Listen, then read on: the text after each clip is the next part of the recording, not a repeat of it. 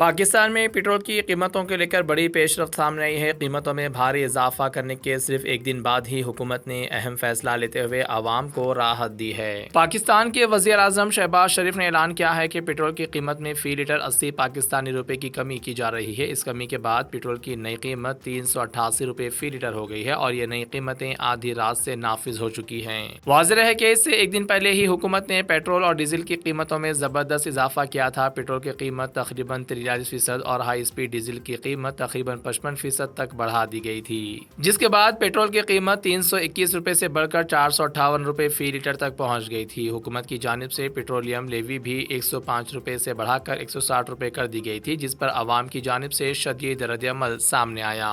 वज़ीर आज़म शहबाज शरीफ ने कहा कि मशरिक़ वस्ता में बढ़ती हुई कशीदगी और आबनाए हुर्मुज़ के करीब सप्लाई में रुकावट की वजह से आलमी सतह पर तेल की कीमतें बढ़ रही हैं, जिसका असर पाकिस्तान पर भी पड़ा है। उन्होंने मज़ीद कहा कि हुकूमत आम आवाम पर बोझ कम करने के लिए इक़दाम कर रही है और पिछले 3 हफ्तों से आलमी कीमतों में इजाफे के बावजूद मुकम्मल बोझ आवाम पर नहीं डाला गया, बल्कि सब्सिडी दी गई। आवाम को मज़ीद रिलीफ देने के लिए हुकूमत ने कुछ और सहूलतों का भी ऐलान किया है। 2 व्हीलर गाड़ी इस्तेमाल करने वालों को फ़ी लीटर 100 रुपये सब्सिडी दी जाएगी, जो कि 3 माह तक और ज़्यादा से ज़्यादा 20 लीटर माहाना महदूद होगी। इसके अलावा इस्लामाबाद समेत बड़े शहरों में 1 माह तक पब्लिक ट्रांसपोर्ट मुफ्त फराहम की जाएगी, जबकि पाकिस्तान रेलवे में इकनॉमी क्लास के किरायों में इजाफा नहीं किया जाएगा। ताहम एक अहम बात यह है कि पेट्रोल की कीमत कम करने के बावजूद डीजल की कीमत 520 रुपये फ़ी लीटर बरकरार रखी गई है। हुकूमत के इस फैसले को आवाम के लिए वक्ती राहत ज़रूर माना जा रहा है, लेकिन आने वाले दिनों में आलमी तेल की कीमतों पर सबकी नज़रें जमी हुई हैं।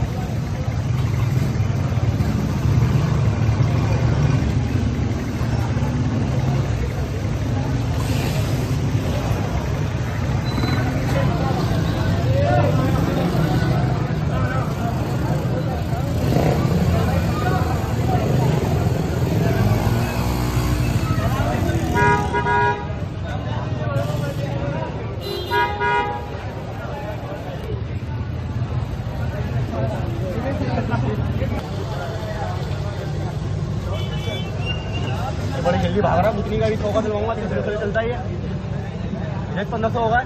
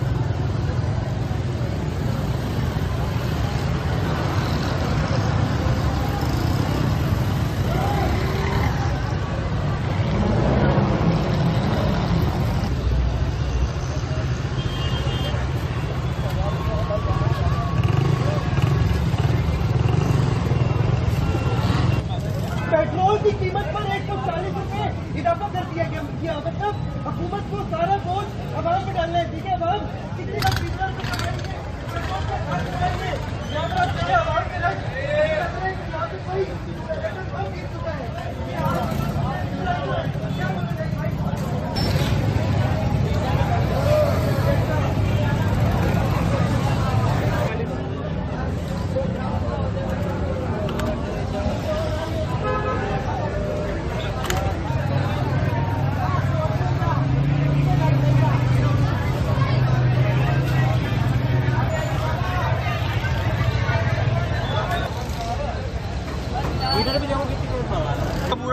मोहम्मद साकिब।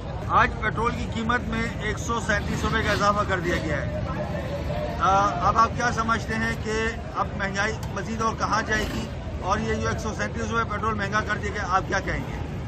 भाई मैं ये कहना चाहता हूँ कि पहले जो हमारी इस इक़्तिदारी हुकूमत है, इन्होंने जो आवाम को इतना बड़ा धचका दिया, पहले 55 रुपये लीटर बढ़ाया, जिस पर आवाम बहुत परेशान थी। ठीक है, अभी इन्होंने 137 रुपये बढ़ा दिया है, तो ये तो मैं कहता हूँ कि बिल्कुल नाजायज़ है, और गरीब आवाम के लिए तो बिल्कुल ही कुछ अलग ही उनके लिए नुकसान है।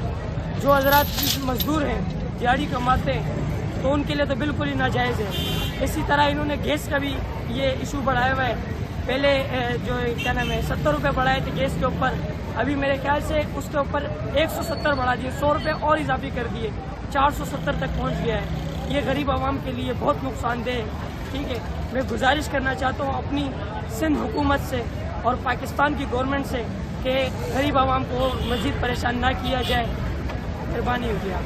अच्छा, अब ये 137 रुपये बढ़ा दिया गया, आप क्या समझते हैं कि अब महंगाई अब कहाँ जाके रुकेगी? मुझे तो यही लगता है कि इंशाल्लाह ये 500 तक भी पहुंचा सकते हैं, और 500 से ऊपर भी कर सकते हैं, क्योंकि इनके लिए क्या है, इनके लिए तो कुछ भी नहीं है। खून जो घिसेगा ये तो गरीब आवाम का है, गरीब आवाम जाएगी खड्डे की।